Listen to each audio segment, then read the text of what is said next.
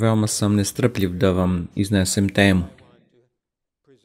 Verujem da će svako biti blagosloven pre nego zabavljen. I ohrabrit ću vas da ako iznosim nešto što nije toliko jasno, molim vas podignite ruku i ja ću vam objasniti.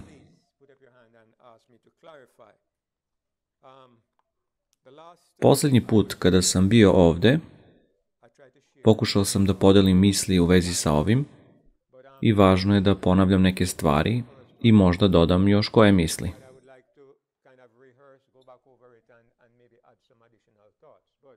Ono što stvarno hoću da vidimo je, poslednji put smo pokušali da steknemo širok pogled onoga što nazivamo velika borba. Ja baš ne volim ovaj izraz jer svako pomisli na jednu knjigu kada ovo izgovorim. Ali ne mogu da nađem bolji izraz. Postoji sukob koji se odvija u univerzumu, nešto se dešava. I verujem da ne možemo da shvatimo našu svrhu ovde danas ukoliko ne razumemo prirodu tog velikog sukoba. Bez toga mislim da ne možemo da razumemo koja je naša poruka, koji je naš posao, šta to treba da radimo u svetu. Imamo različite ideje. Mislim da ne možemo da shvatimo dok ne razumemo ono što pokušavam da podelim ponovo danas. Najpre bih hteo da istaknem ono što Biblija govori o našoj poruci. Ako je neko zbunjen, koja je naša poruka, da vas samo podsjetim, pročitaću nekoliko stihova, ali ako mislite da je više od ovoga, možete me ispraviti. Matej 24:14 kaže veoma jednostavno. A ovo evanđelje o kraljevstvu propovedaće se celom svetu kao svedočanstvo svim narodima. I tada će doći kraj. Izvoli, sestro Heder. Hvala. Dobro je znati da nas duh uvek vodi. Imate li neko pitanje? Evanđelje o kraljevstvu je poruka koja treba da se propoveda. Sve do kraja. I kada se bude propovedala, doći će kraj. Ako ne propovedate ovo evanđelje o kraljevstvu, onda nemate Božju poruku za ovo vreme.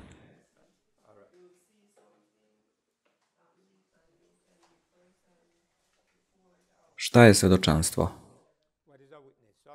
Postoji mnogo načina za svedočenje.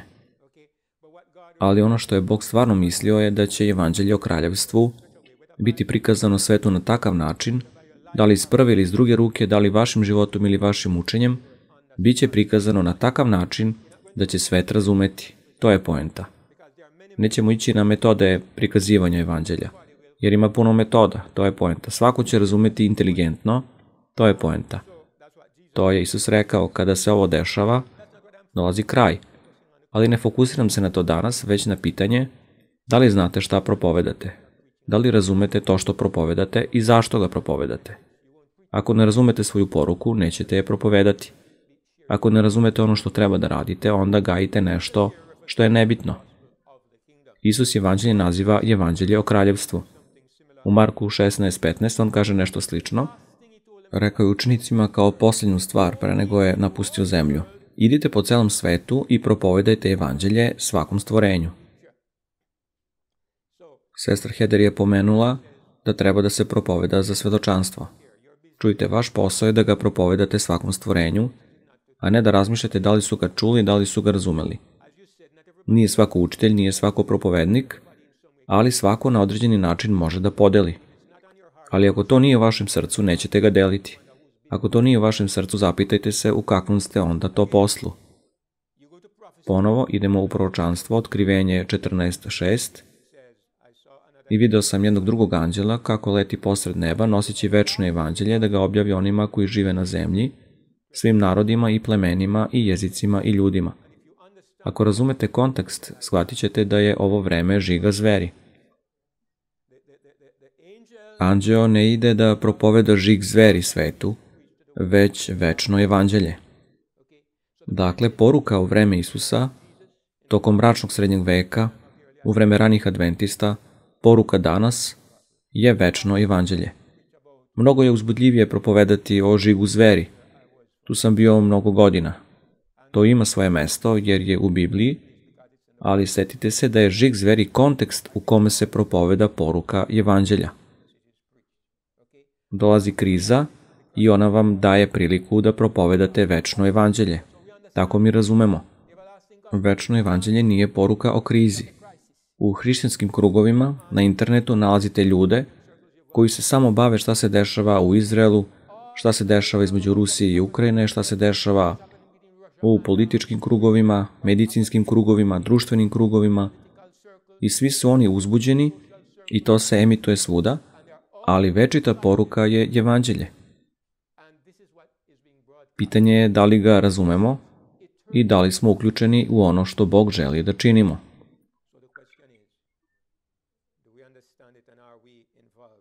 Da bismo ga razumeli, treba da se vratimo na početak. Treba da shvatimo koja je Božja misija u svetu. Sve pogrešno u univerzumu počelo je zbog Sotone. Tako da nijedna kriza na ovoj planeti, nijedan problem na ovoj planeti nije nezavisan od te prve krize. Sve je došlo od toga. Prvi pogrešan potez na ovoj planeti, kada su se Adam i Eva potčinili Sotoni, zasniva se na tom izvornom konfliktu između Boga i Sotone. Napisat ću 3 stavke na tabli, za koje verujem da ih je Sotona napao. Ovo je podsjetnik, jer smo već prošli kroz ovo. 3 stvari koje je Sotona napao. Ako se sećate, recite mi koja je prva. Seća se neko? Božji karakter. Odlično.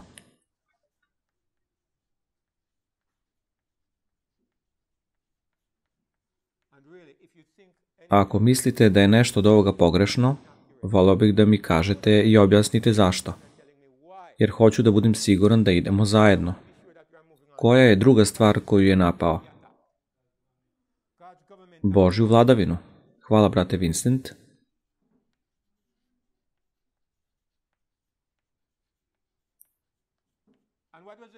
I koja je treća stvar koju je napao?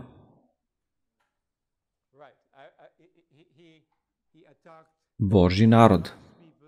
Jer je udario na naše spasenje, na naš večni status, oduzeo nam život i učinio nas ljudima njegovim podanicima. To su te 3 stvari na tabli. Božji karakter, Božja vladavina i Božji narod. Bilo šta što smo naučili u religiji što je važno, mora da ima veze sa Božjim karakterom ili Božjom vladavinom ili Božjim narodom. Kada kažem Božji narod, mislim na spasenje Božjeg naroda. Razmišljao sam veoma pažljivo i ne mogu da pronađem 4. stavku. Može li neko? Sve spada u ove 3, koliko ja to mogu da vidim. Ali možda neko može da vidi dublje od mene. Sve. Kada pogledam čitavu Bibliju, ovo mi daje mapu Biblije. Znam šta se dešava u Bibliji jer razumem ove 3 stvari. I sve što nije uključeno u ove 3 stvari je traćenje mog vremena. Dobro. Sotona je napao broj 1. Sotona je rekao za Božji karakter da je Bog šta?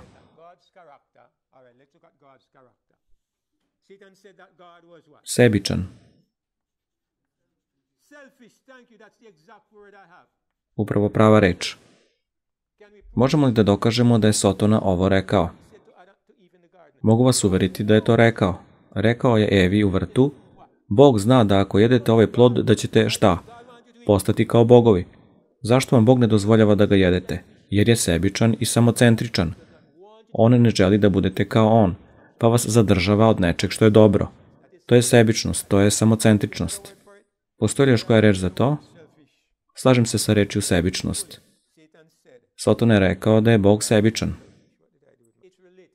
Pohlepan? To je povezano, ali nije baš isto. Niko nije imao ono što je Bog želeo. Tako da to nije pohlepa, ali rekao je da Bog hoće da vas zadrži od onoga što je imao. Znači, to je bio napad na Božji karakter. Šta je rekao u vezi sa Božjom vladavinom? Kako je to rekao da Božja vladavina nije dobra? Nije fair, ne daje vam izbor. Postoji reč koju koristimo za takav sistem.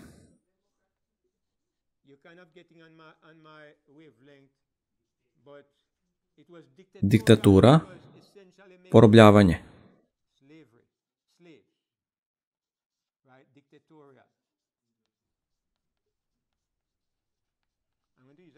Možda nije najbolji primjer, ali čujem dosta takvih argumenata u brakovima danas. Jedna strana kaže da je druga diktatorska, da porobljuje drugu stranu, ne dozvoljavajući joj da donosi svoje odluke. Istina je, ali također i opasno, često puta muškarci, a nekad i žene su diktatori i učine slugom drugu stranu. Oduzmu im slobodu. Znači, postoji balans između biti dobar savjetnik. Ako ja kažem svojoj ženi, mislim da ovo nije mudro da uradiš ili ovo nije dobar način, to ne znači da sam diktator. Nekada sam zabrinut za nju, ali nekada to može biti diktatura. Ako ne razumete parametre situacije, možete gledati savršeno zdrav odnos i nazvati ga ropstvom ili diktaturom. I to je Sotona uradio. Sotona je video kako Bog upravlja univerzumom. Da li Bog želi da budemo na dobrom putu? Naravno. Da li je Bog uspostavio situaciju u kojoj će on određivati kako ćemo se ponašati? Da, na veoma intiman i blizak način. Bog je odlučio da upravlja nama tako što će živjeti u nama. Ovo možete vidjeti kao predivan odnos koji će me zaštititi ili ga možete vidjeti kao diktaturu i ropstvo. Sotona ga je predstavio kao diktaturu i stvaranje robova. Dakle, vidite dve stvari. On napada Božji karakter i napada Božju vladavinu. Volio bih da dobro obratite pažnju na ovo, jer ljudi nekada izmišljaju stvari. Oni izvrću neke ideje, spekulišu i to prikazuju kao doktrinu. Hoću da budem siguran da razumete da je ovo nešto što vidimo u Bibliji. Kada razumemo ovu borbu, ovo su pitanja. Stalo mi je da razumete i vidite za sebe da bi mogli da gradite na tome. Ali ako vam neko dođe i spekuliše u vezi sa nečim, ne možete da gradite na tome. Nemate se zašto uhvatiti. Ali kada vidite da je nešto čvrsta činjenica iz reči Božje, onda ćete pažljivo razmotriti i odrediti kako ću se postaviti prema ovoj istini. Izvoli, brate Vincent.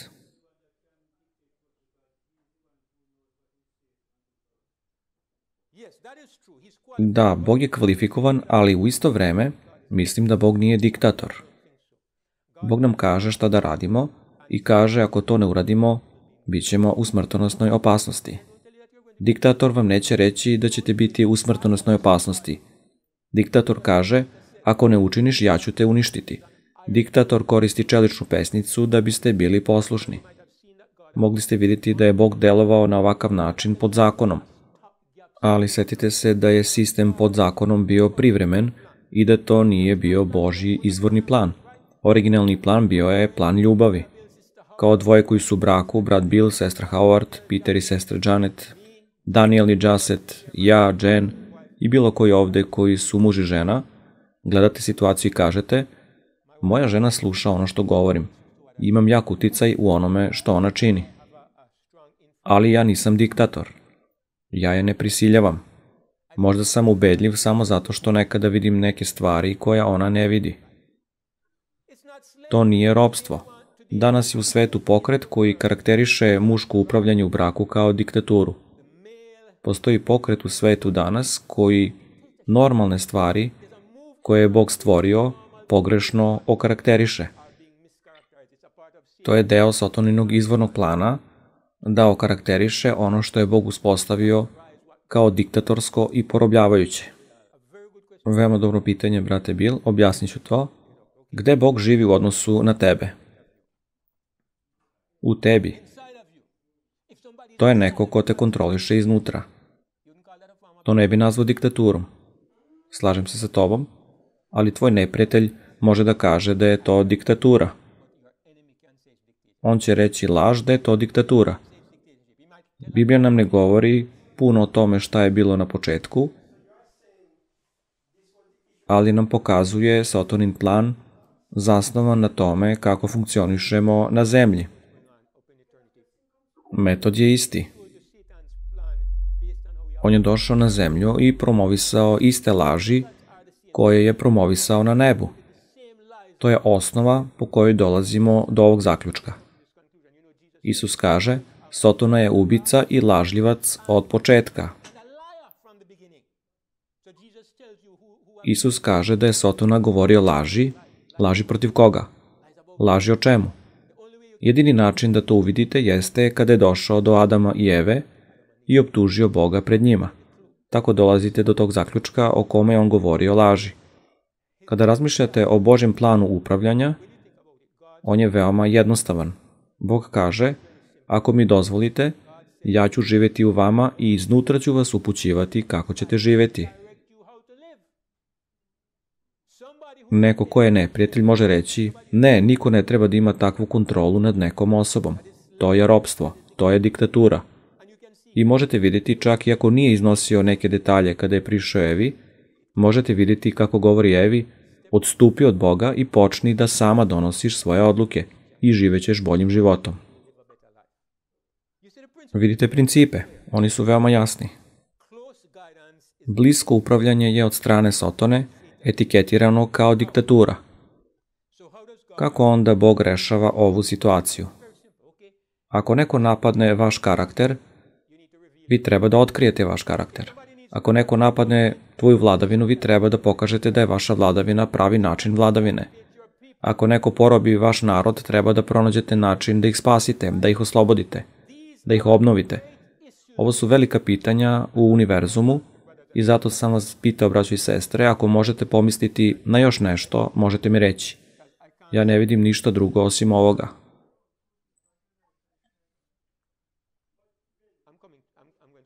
Objasnit ću to detaljnije. Treća stavka je Božji narod.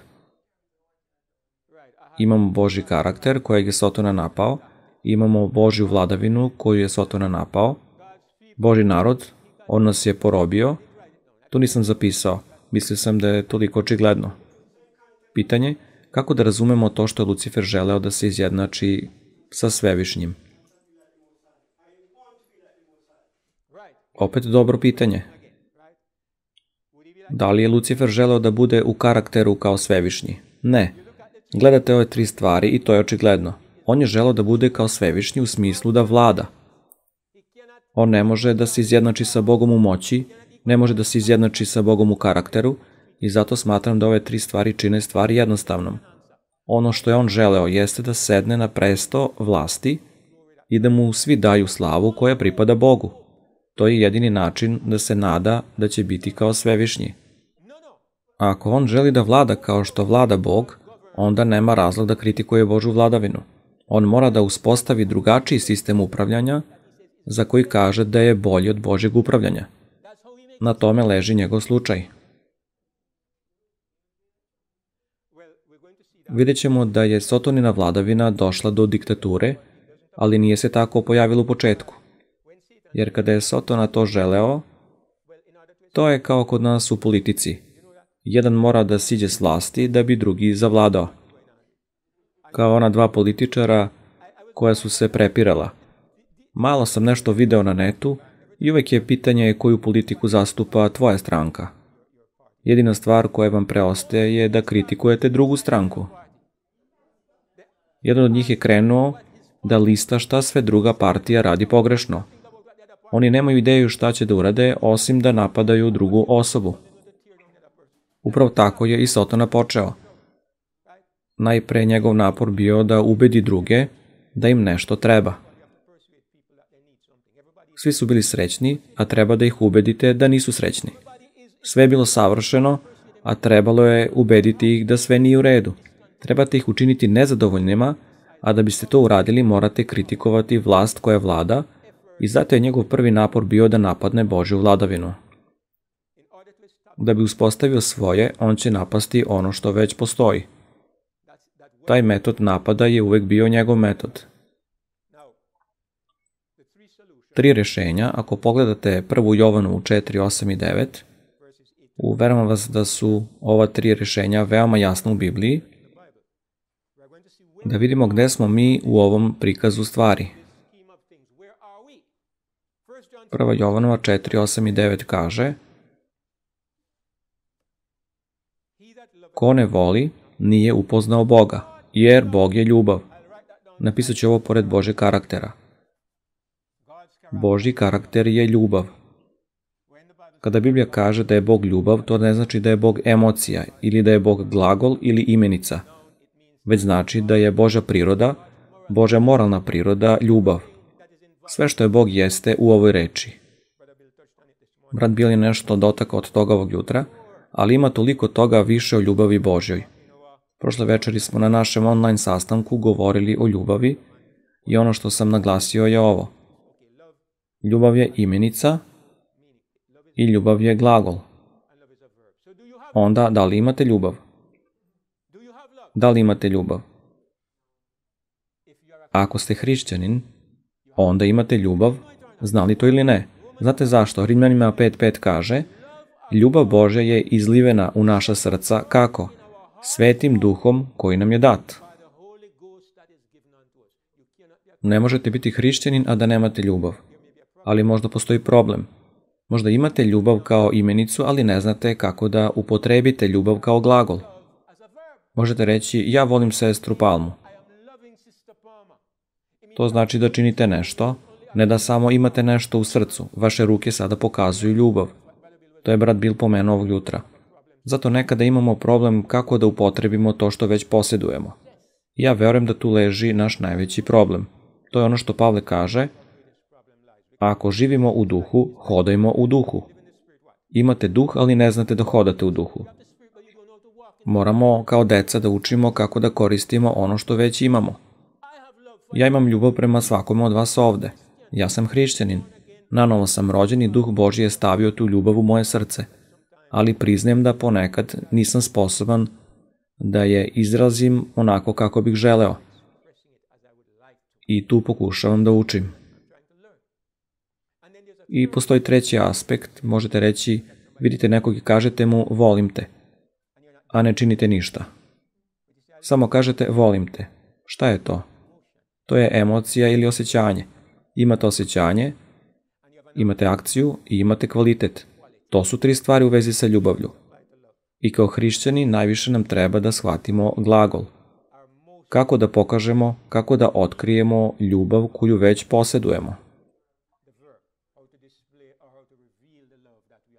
U svakom slučaju, kada Biblija kaže da je Bog ljubav, to pokriva sve. Ovo je Božji karakter. Imamo laž koju je Sotona rekao. Šta je suprotno od ljubavi? Mržnja. Pogrešno. Znao sam da ćete to reći. Namestio sam vas. Suprotno od ljubavi je sebičnost. Samocentričnost. Hoću da razmislite o tome. Sotona nikada nije rekao Adamu i Evi da mrze Boga. Sam im je rekao da budu samocentrični. Samo im je rekao da izostave Boga i slike. I to je greška koju ljudi čine. Oni ne shvataju užasno stanje u kome su, jer su samocentrični. Dakle, Bog je ljubav jer Bog nije samocentričan. Laž koju je Sotona rekao nije bila Bog mrzi svakoga. Samo je rekao Bog je samocentričan. Bog je sebičan. I Bog je morao da odgovori na ovo pitanje. I znate koji je njegov odgovor? Bog je tako volao svet da je dao svog jedinorođenog sina. Sljedeći stih kaže u 1. Jovanovoj 5.9: Po ovome se pokazala Božja ljubav prema nama. Bog je jedinorođenog sina poslao da živimo kroz njega. Dakle, Bog se suočio sa prvom stavkom konačno, da više nijedna inteligentna i osjećajna osoba pogrešno ne razume ljubav Božju. Ne ako čitate Bibliju, ne ako gledate Isusa Hrista. U 2. Korinćanima 4.6 se kaže: Bog je obasio naša srca da nam da svetlost poznanja slave Božje u licu Isusa Hrista. U Jovanu 1.18 se kaže: nijedan čovjek nikada nije video Boga. Jedinorođeni sin koji je ocu u naručju, on ga je obznanio. Dakle, broj 1, zaokružit ću, Božji karakter koji je Satana doveo u pitanje, to je rešeno, završeno. Bog je završio sa ovim pitanjem i više nikada neće biti postavljeno u univerzumu. Zato Isus dok je umirao na krstu rekao: završeno je. Satana je oteran sa neba. Prevara je završena. Ista stvar za broj 3. Biblija kaže iznova i iznova. Najpre, što se tiče Božeg karaktera, kako se Bog ophodi prema vama u tom smislu. Dao vam je nove ideje, ili bolje, dao vam je novo razumevanje. Razumevanje čega? Razumevanje Boga.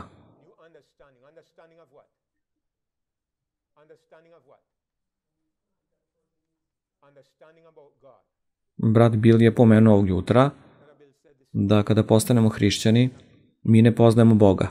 I neko je rekao: mi znamo o njemu.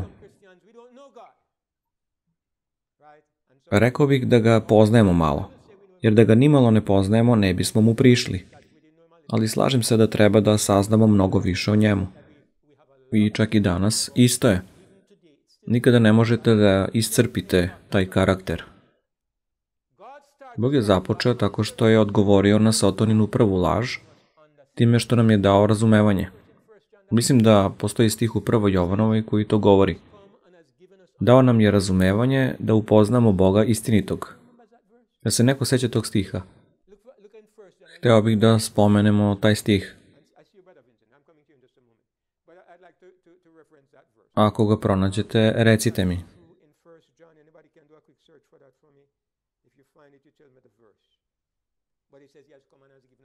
Ovo je prvi put kada se Bog pobrinuo za to.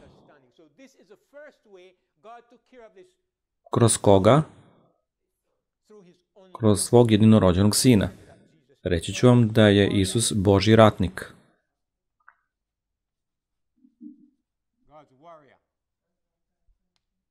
Prva Jovanova 5.20.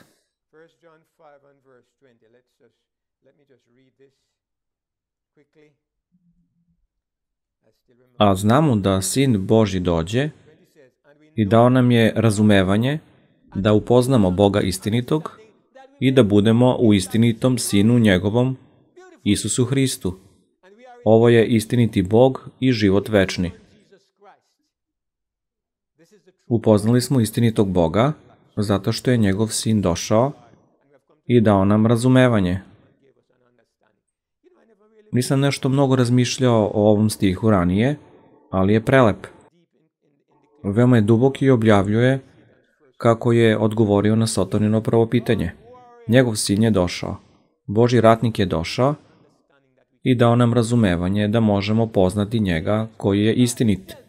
Satanina prva laž je rešena i Satana je zbačen sa neba. Drugi problem je što je on oteo Božji narod. Ovdje je to treće na listi, ali ga spominjem kao drugo. Zašto? Zato što su prva i treća stvar rešene u isto vreme.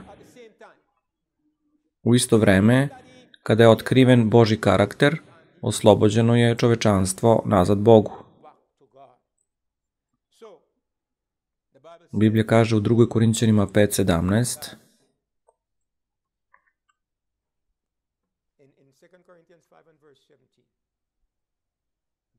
Stoga, ako je neki čovek u Hristu, on je novo stvorenje.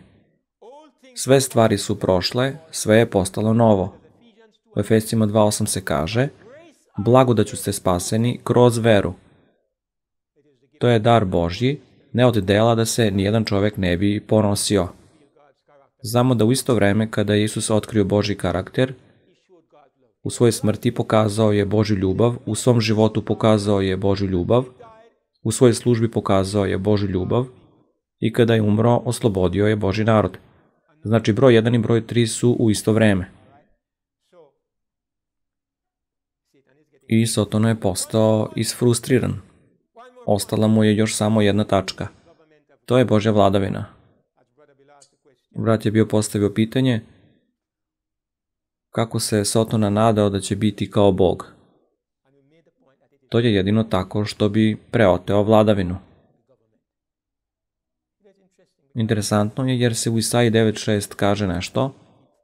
Izvoli, brate. Dobro je što si ukazao na 144.000, jer oni su savršena Božja vladavina. Dotaći ćemo se toga malo kasnije, ali ne puno danas. Koji stih sam bio opomenuo?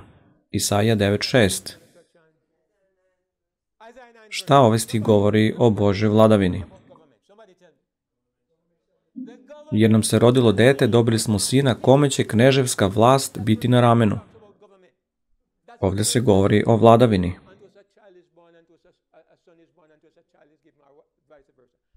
Ime će mu biti divni savjetnik, moćni Bog, večni otac, knez mira. Božji ratnik.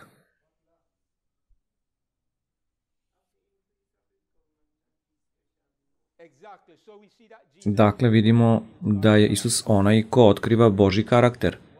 I ovaj stih pokazuje da je on onaj koji će odbraniti Božju vladavinu. On je taj koji spasava Božji narod.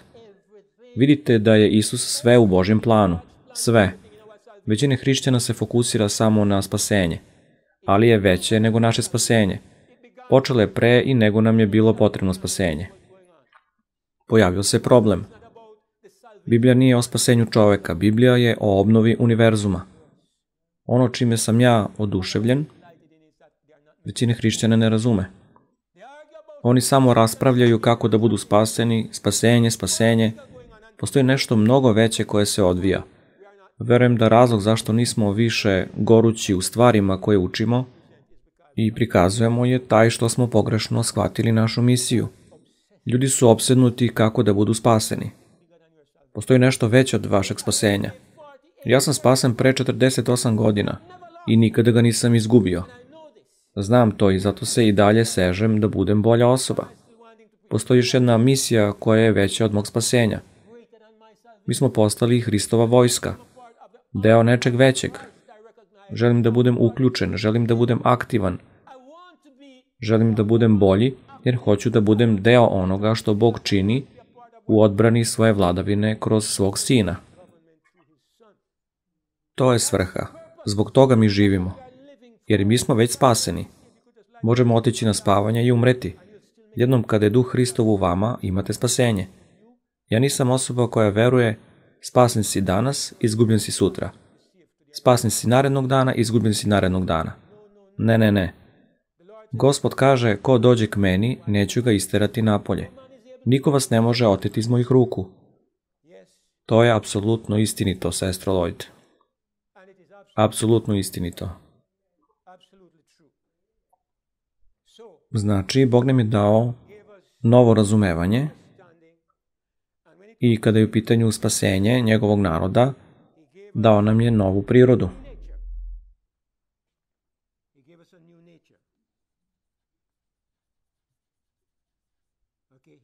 Spasao nas je davši nam novu prirodu, blagodaću kroz veru.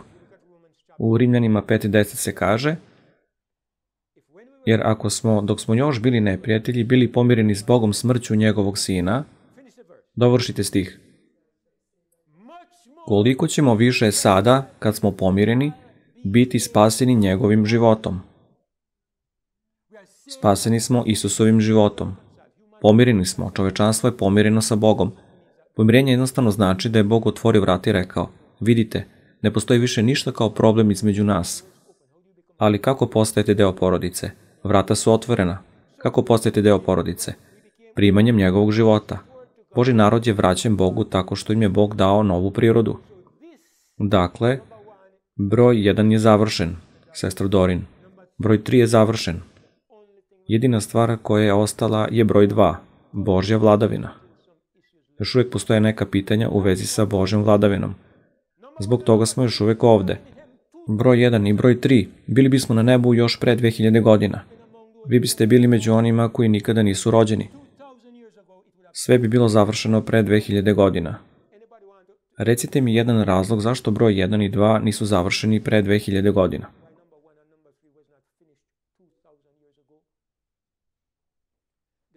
Preostala stvar je vladavina, jer vladavina ne može da se uspostavi za 1 minut. I vladavina se ne može uspostaviti sa koliko vas ovdje ima, 20-ak. Ne možete uzeti 20 ljudi da pokažete vladavinu. Čak ni 120 nije dovoljno. Ako govorite o vladavini, Sotona kaže, ovo je moja politika, ovo je moj manifest. Rekli smo da je najbolji način da pokažete to što imate.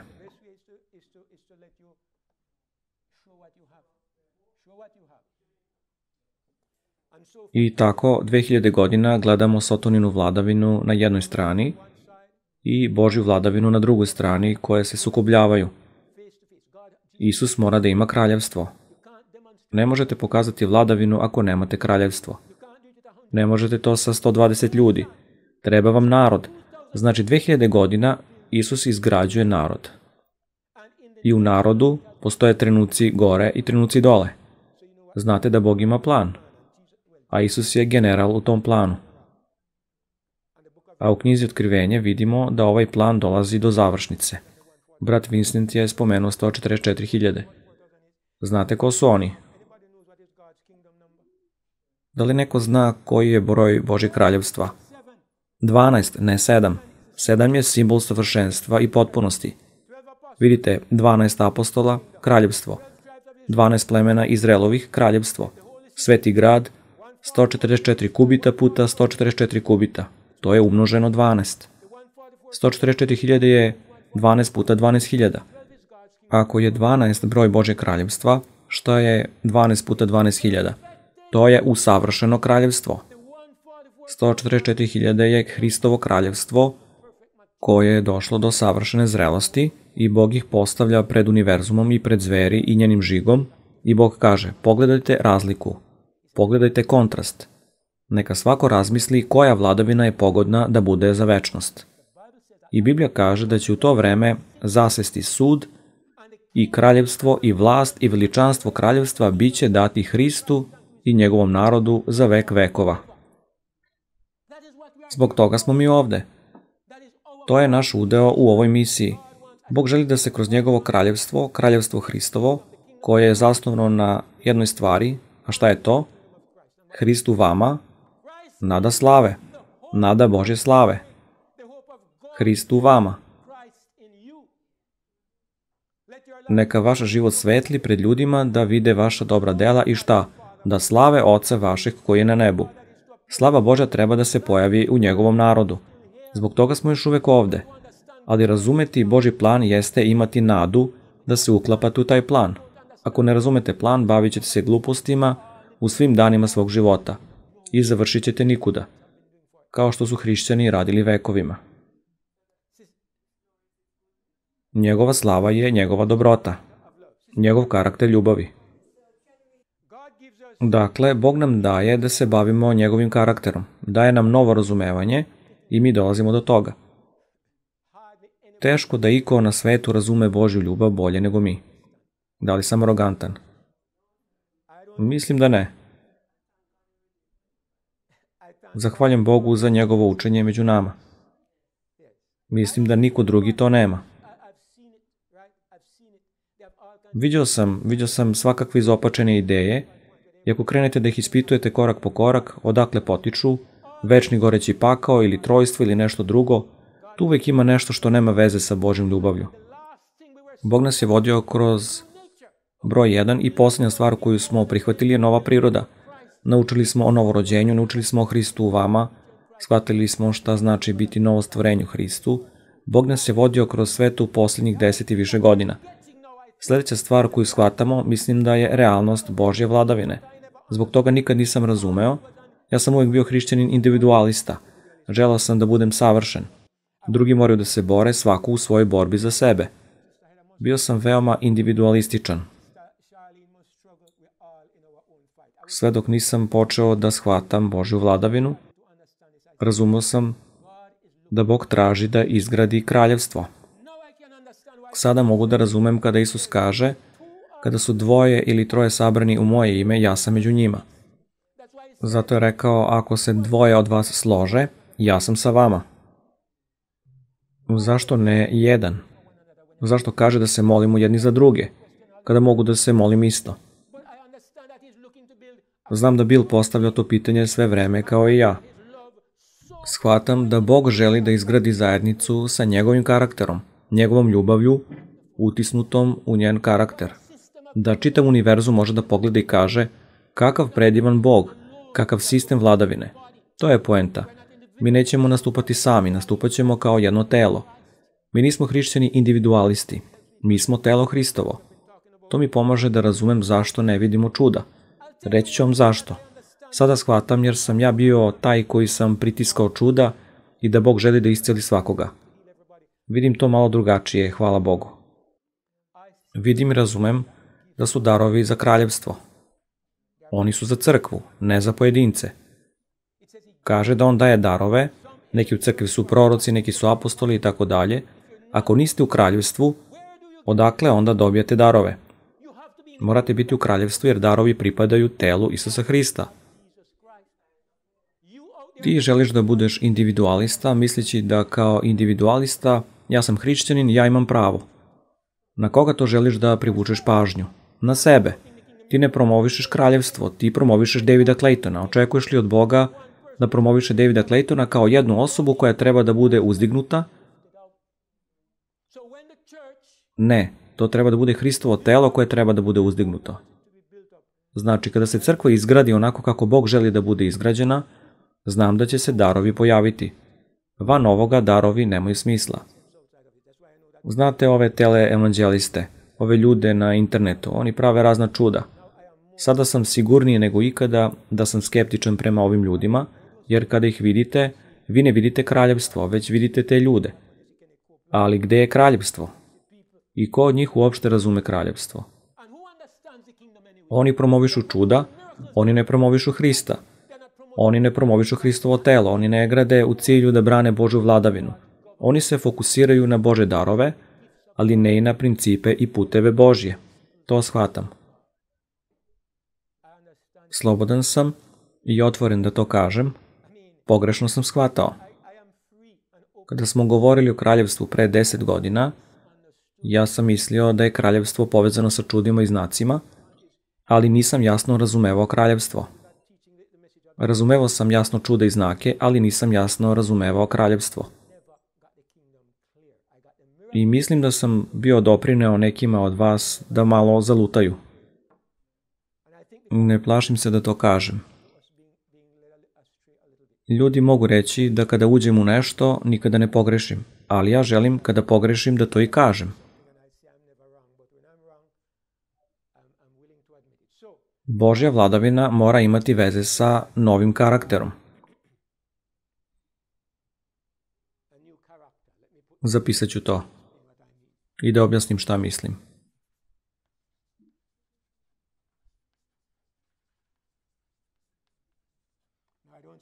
Ne mora svako da se složi sa mnom oko ovoga što sam malo pre rekao, ali kažem vam, ovo je bio način na koji mi je Bog pomogao da razumem, jer punio sam time godinama, jer nisam razumevao zašto je Bog obećao svoje čuda.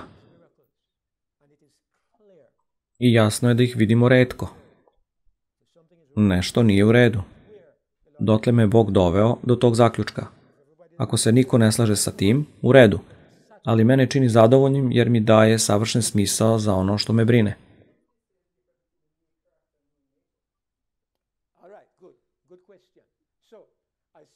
Rekao sam da je Božji narod dobio novu prirodu. Šta je to što spasava? Karakter ili priroda? Priroda. Priroda je život. Šta je karakter? Ono što razvijaš. Dakle, mi smo u procesu izgradnje karaktera i ja sam učen u adventizmu da treba da imamo ispravan karakter da bismo došli na nebo. I tako potrošiš ceo život pokušavajući da usavršiš svoj karakter i nikada ne stigneš do kraja. Ali kada shvatiš da si spasen novom prirodom, onda shvatiš da kada stigneš na početak, stigao si na kraj.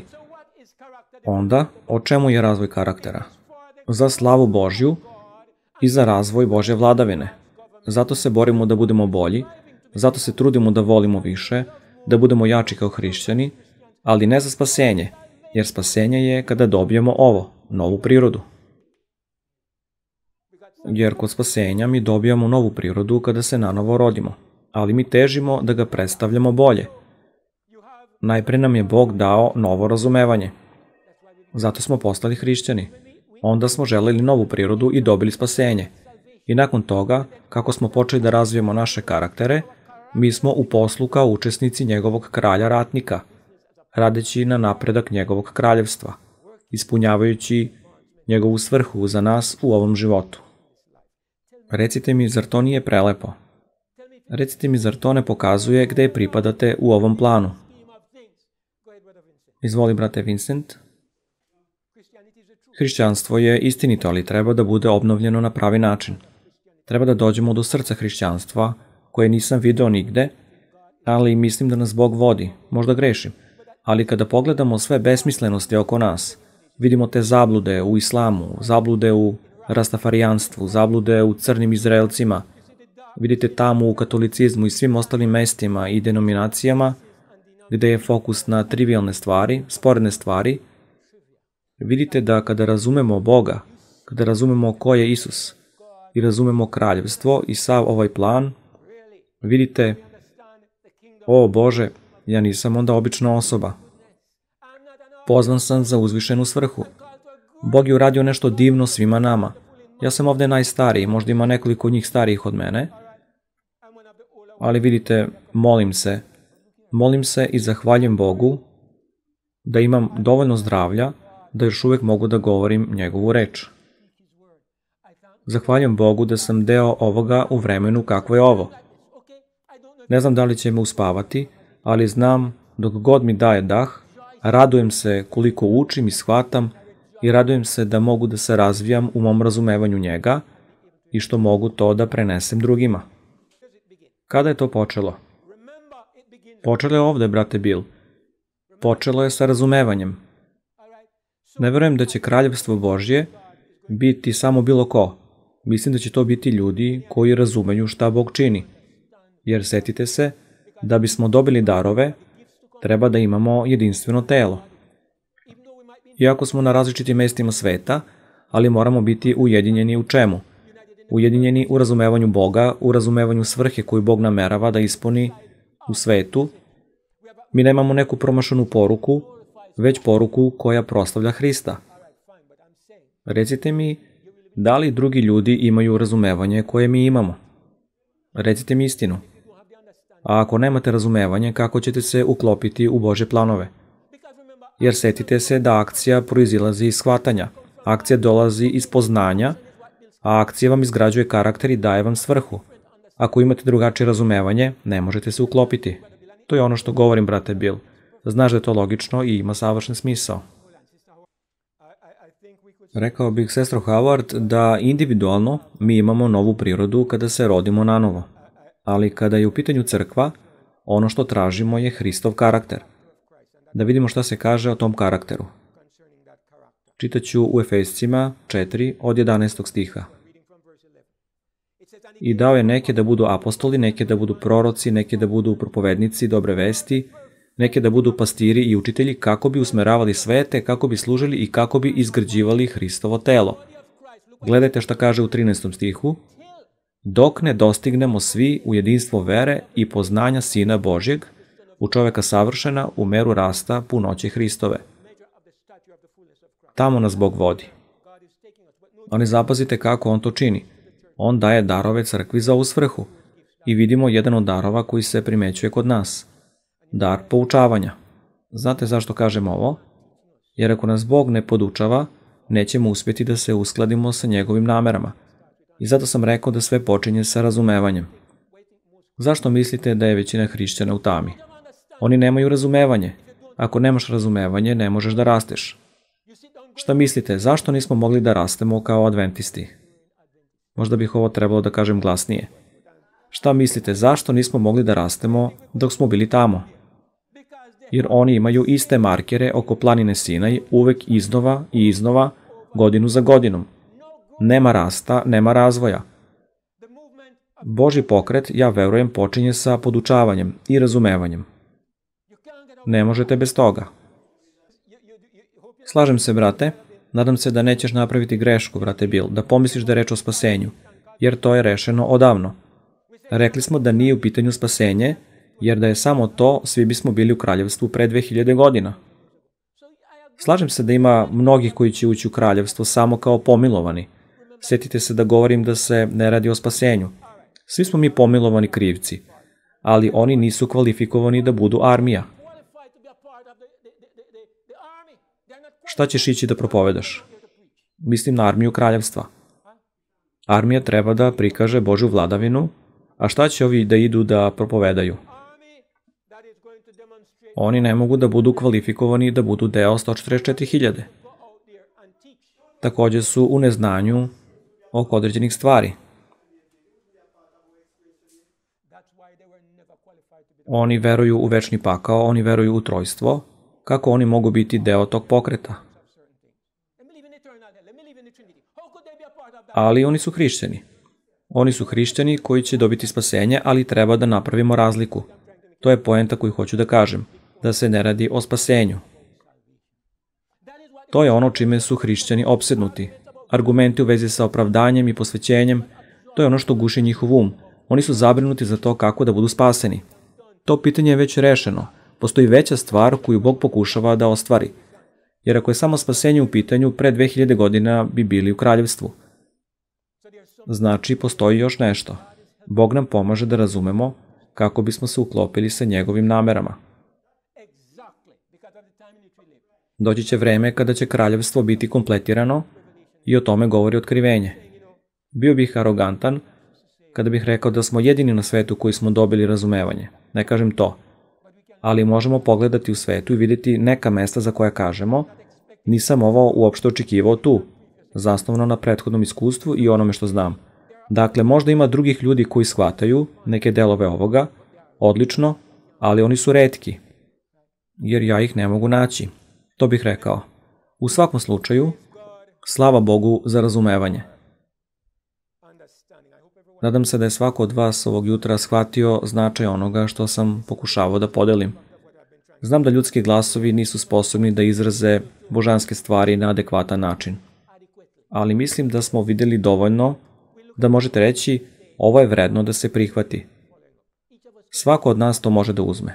Možete se vratiti i istražiti ga. I kako nas Gospod vodi, graditi na tome i gledati kuda nas vodi. Rekao sam da ove 3 stvari, ova 3 pitanja, ako ih razumete, možete otkriti gde smo to tačno i koja je vaša svrha u ovom životu. Apsolutno, bez greške. I ako ne želite da budete uhvaćeni u bilo koju lažnu doktrinu, ovo je nešto što nas čuva bezbednima. Znači, ako naša poruka i naš pokret ne uključuju ove 3 stvari, onda ne može biti večno evanđelje. Naročito ako ne sadrži broj 2, ako nemate ovo razumevanje. Poruka o kraljevstvu je poruka o vladavini. Evanđelje o kraljevstvu je evanđelje o razvoju Božeg kraljevstva.